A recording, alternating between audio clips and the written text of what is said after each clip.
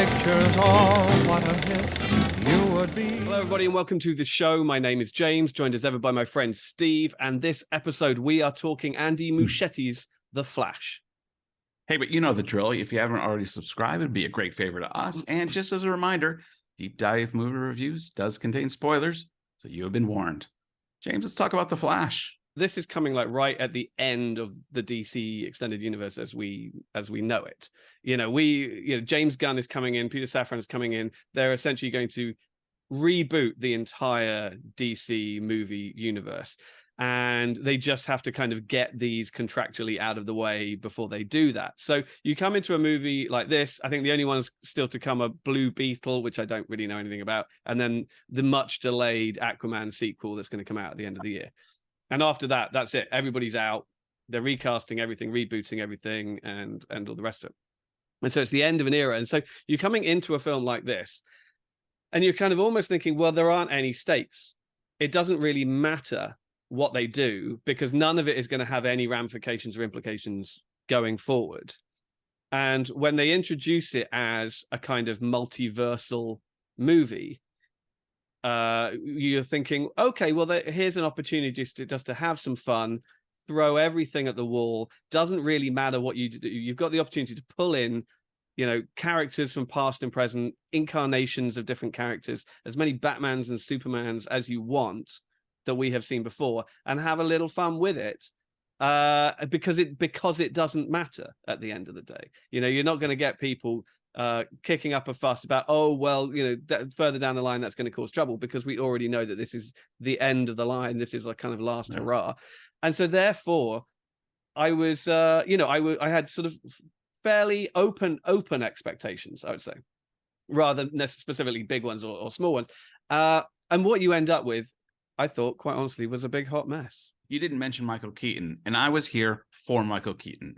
Right. I am 56 years old, so I'm in the sweet spot of when Tim Burton rebooted Batman. Up until that point, we'd only really known the comics and the 1960s version, which is very, spoofy and what did they call it back then? Camp. That's the word, camp. And suddenly it was going to be taken seriously. We were going to get a real Dark Knight. Jack Nicholson as the Joker, is going to have Prince doing the soundtrack. I mean, this was, anybody who is alive and of an age to watch that film knows this was like the biggest event ever. And so to see Michael Keaton come back in as Batman, and I have to say, when Michael Keaton was originally cast as Batman, people blew. There wasn't social media yet, there wasn't internet yet, but it exploded with people going, what the hell are you guys doing?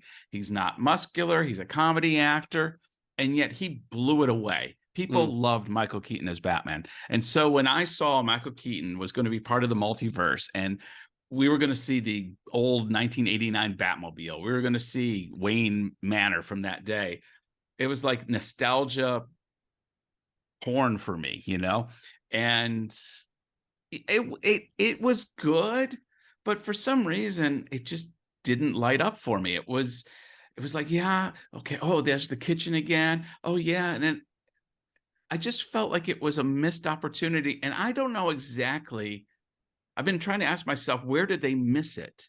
And I can't quite put my finger on it. Do you have any thoughts? I have thoughts, yeah. Okay, yeah. I think the key phrase that you touched on there is nostalgia porn.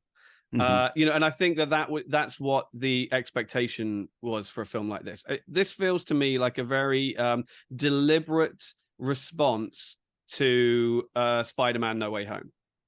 What Marvel were doing with the multiverse, which had actually incidentally been introduced a couple of years earlier with the animated movie Spider-Man Into the Spider-Verse, which we have a sequel for coming out right now as well.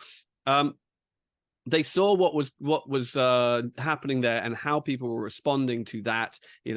Essentially having all of the different incarnations of Spider-Man and all of the villains in one place at the same time, and people were losing their shit over it in the best way possible. People were coming out in tears, crying, just going, "Oh my god, my childhood! This is all great." And you'd seen a bit of this in the Star Wars movies prior to that as well.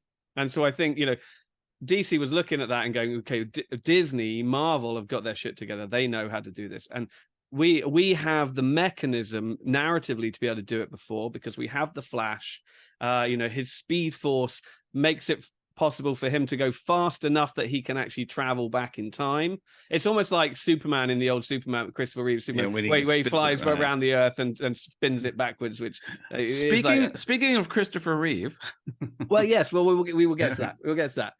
So they thought, okay, well, let's do the same thing. The mechanism of the plot is that he can, his speed force allows him to go back in time. So he decides to go back in time and save his mother, which was the big inciting instance for his whole life going to shit.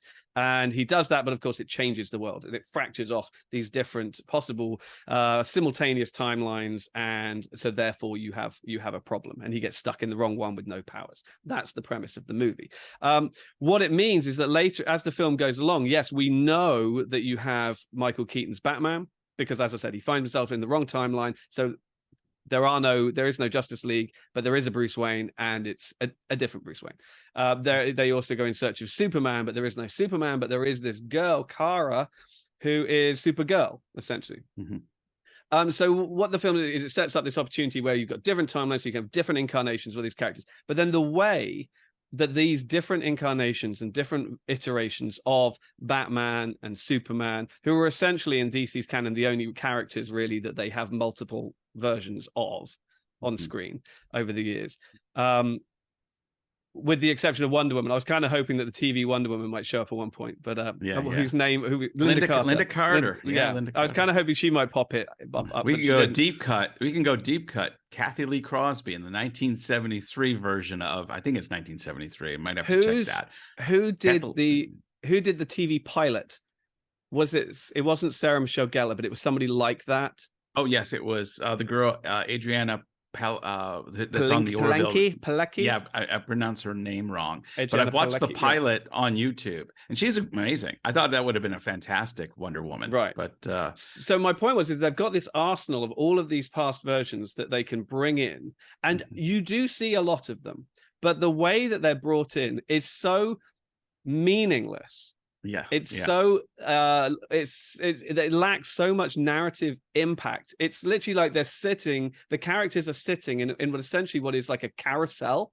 Yes, this big CGI sort of time line crossing carousel where they're just like, oh look, there's one, there's one, there's one, there's one, and you're like, this is the most cynical corporate half-assed attempt to do multiple a multiverse movie, and that's why it's so lazy. It was like, if we show it to you, that should be enough to make you cry and to make you fan geek out. And I'm like, sorry, no, you have to earn this shit, and you haven't.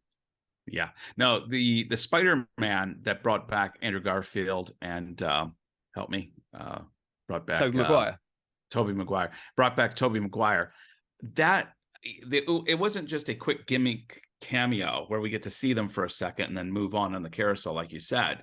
They were intricate, and when they jump in and they're going to join forces, and when they're fighting together, that is what creates the emotional resonance. I mean, for me, one of the biggest screw ups that the new not reimagined Star Wars, but the last trilogy, is you bring back Han Solo, Harrison Ford as Han Solo, Mark Hamill as Luke Skywalker, and Carrie Fisher, God rest her soul before she passed, as Princess Leia, and you don't have them fight together.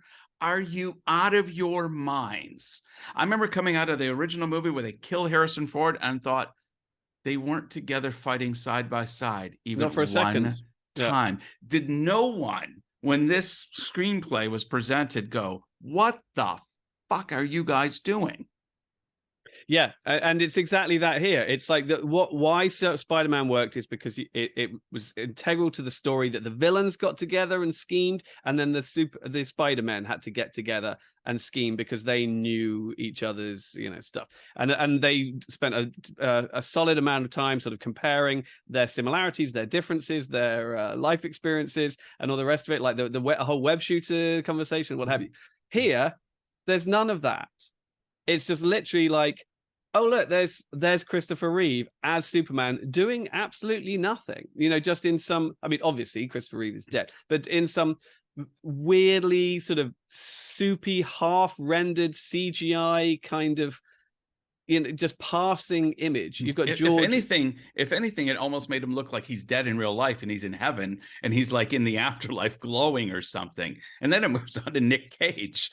Yeah. Well, okay. So the Nick Cage thing I do want to talk about, because if you know what that refers to, then it's like, it's such a weird deep cut of an unrealized project. I did get it. I got it. Yeah. That I think a lot of this was the one that really bothered me, because we knew the rumor ahead of time, because the director Andy Muschietti had mentioned it in an interview like about a week ago or whatever. He was like, Nick Cage is going to be in it, and a lot of people were just like, oh, that's great. For those that don't know, Tim Burton was going to do a movie called Superman Lives in 1997 with Nick Cage as Superman in like this sort of silvery blue costume with long flowing hair, and Kevin Smith had written the script, and Kevin Smith tells this story. He was doing these kind of like stand-up shows, and he tells this story about how the producer John Peters wanted the final act to be Superman fighting a giant spider. And it's like, what are you talking about? This is absolute nonsense. But John Peters wouldn't let go of this idea of Superman fighting a giant spider. In the end, the whole project fell to pieces. And Kevin Smith amusingly points out that in John Peters' next project, Wild Wild West, the climax of that movie features those heroes fighting a giant mechanical spider. So I guess John Peters just really wanted a giant spider. Anyway, so it was a nice little touch where in this carousel of random throwaway images of different Superman men, you see Nick Cage with the long hair fighting a giant spider. And you're like, if you know, you know, and you're like, okay, that's cute, that's fun. But I think for a lot of average moviegoers, that all they're going to take away from that is like, was that Nick Cage? Yeah. Why is Nick Cage? They would have thought it as a joke. They would have thought it as a Well, they wouldn't have got past the fact it was just that Nick Cage. Yeah. And because and so obviously that had to be kind of filmed specially. I think a lot of the other stuff, it obviously is all just archival footage, but I think that would have had to have been created, because even if it's all just done purely CGI. So, but why not have the Flash or any of your characters interact with these characters? The fact that all they're doing is just randomly looking at it, it's like that is completely meaningless. It's like walking through a lobby looking at posters. Coming back to the Michael Keaton, obviously he wasn't just a carousel character. Right. He interacted and he had a real visceral part of this film. However, I felt it was so diluted, because you bring in Supergirl and Kara, and I thought she was fine. Like, this isn't I think she would make an amazing character, and I actually enjoyed her as a character. But my problem is you bring in too much of this, and it dilutes the power of having Michael Keaton in this film playing the original Batman. I would have gotten rid of all that peripheral. I would have even got rid of Michael Shannon as Zod, because it's too distracting. Have there be some supervillain, and the Flash needs Michael Keaton's Batman to solve this, defeat this foe. And you end up diluting what would have made this film just extraordinarily good. Yeah, no, I totally agree with you about Zod. Particularly the fact that it's Michael Shannon's incarnation of Zod. It felt like, okay, well, we've done this bit before. We've done this already. I think what might have made a lot more sense was to have some kind of reverse. There's a character called Reverse Flash, who is like the sort of the evil incarnation of Flash from another timeline. That would have made more sense in a Flash movie. Yeah. Whereas instead, and something that he needs Batman for, and that Michael Keaton's Batman is sort of uniquely tooled up to do. Really, all he really uses Batman for in this movie is to fly him over there. That's it. Just give me a like, ride, Dad, Batman. That's Dad, all I need. Can you give me a lift? Yeah. I mean, I agree with you. I think Kara, Supergirl, far more interesting character. Yeah. And I think more interesting than just having an old incarnation of like. I was half expecting Brandon Routh Superman to show up. Yeah, I was wondering where he was, because if you're going to have Nick Cage in there and Christopher Reeve, Brandon Routh, I'm a huge fan of Brandon Routh's singular outing as Superman. And I was a little dismayed if you're going to have this. They even had the original Superman from the 50s. They had George Reeves. Yeah. They had George Reeves. Yeah. And there's a nice, obviously, little tie-in there because Ben Affleck played George Reeves in a movie from about 10, 15 years called Hollywoodland. It's quite interesting movie. So yeah, but because you're bringing in a new character, I was like, okay, great. They are actually trying to sort of push it forward a little bit and do something new, albeit with a character with whom we're familiar, but a new version of that character. And I was like, okay, this is gonna be great. But then they don't spend nearly enough time on her and on her origins and on her character.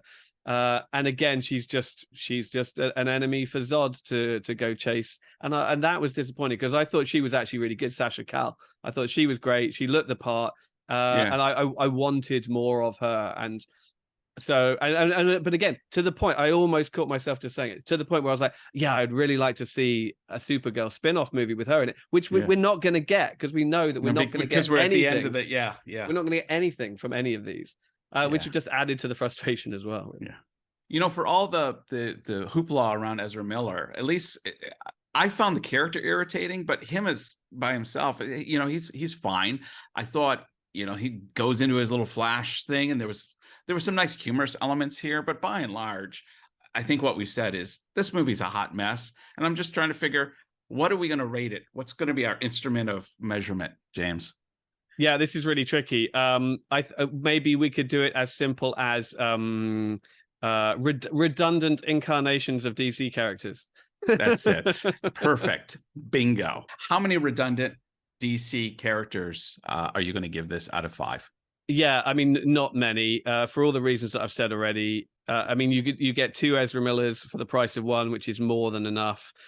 He worked far better as a sort of a side character, you know, comic relief to Batman and Superman in Justice League. When he takes center stage here, he is just annoying, and you have 2 of him to put up with, and so it's just doubly irritating. And that's a problem when that's the lead of your movie. Beyond that, it just felt like a sort of a hodgepodge of half-baked ideas and manipulative, exploitative, fan-serving clickbait, essentially, or fan bait. And it just annoyed the hell out of me. I came into this movie going, okay, this has real potential to be something really fun, really interesting. And I just felt that I had been exploited by the end of it. I'm going to give it 2 redundant DC characters out of 5.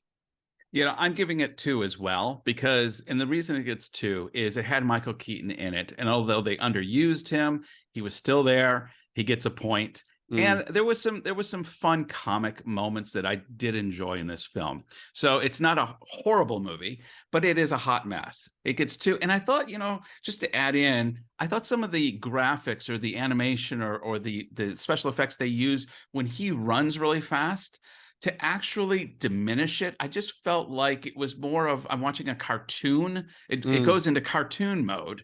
And I felt too much of what was supposed to show his incredible ability to explode with the speed of light turn into a cartoon. And I felt underwhelmed by it. Yeah, I mean, I think the one thing that we need to point out is that I think, like a lot of people who have seen this movie already, the DC and Warner Brothers kept impressing on us the fact this is not the finished version. You know, this is not, you know, the full version of the film. You know, there weren't any end credits beyond directed by Andy Muschietti, and it deliberately cuts off before a final reveal that I think is pretty obvious, but there's no point spoiling it if we're not 100% sure. But it was pretty unclear beyond that whether anything else was incomplete, whether some of the CGI hadn't been rendered completely, because I think particularly in that big kind of timeline carousel thing, it was bad. The CGI was bad. You know, the characterizations looked bad. Whether that was to hide the fact that some of the footage from these sort of archival stuff that's being reused, they wanted to kind of muddy the water, grease the lens a little bit so that it didn't look quite so bad. I'm not sure. So yeah, so I want to say, a lot of the CGI looked bad, but that might be part of the fact that we saw this kind of like fan screening, whatever you want to call it, a preview of the movie. So jury's out on that. And I think once it actually opens proper, I think I will force myself to go watch it again, just for completist's sake, which is what they want everybody to do. That's why they're doing this. Anyway, that's why there have been so many previews so far out from release date, because we saw it like a good 2 weeks beforehand, and in Hong Kong that's unheard of. So anyway, with those caveats aside, I think, yeah, we're both on the same page here. It's a crushing disappointment. That's what James and I have to say about The Flash. But what do you say? We think it's a hot mess. Maybe you like it. If so, tell us why you do. Other than that, James? I'm curious to hear what you think of it and what the public reaction is going to be, and the general public opinion, because I'm pretty sure the critics are all going to land the same way and just be like, this is not what it could have been. Until next time. Bye. Bye. You ought to be in pictures, oh, what a hit you would be.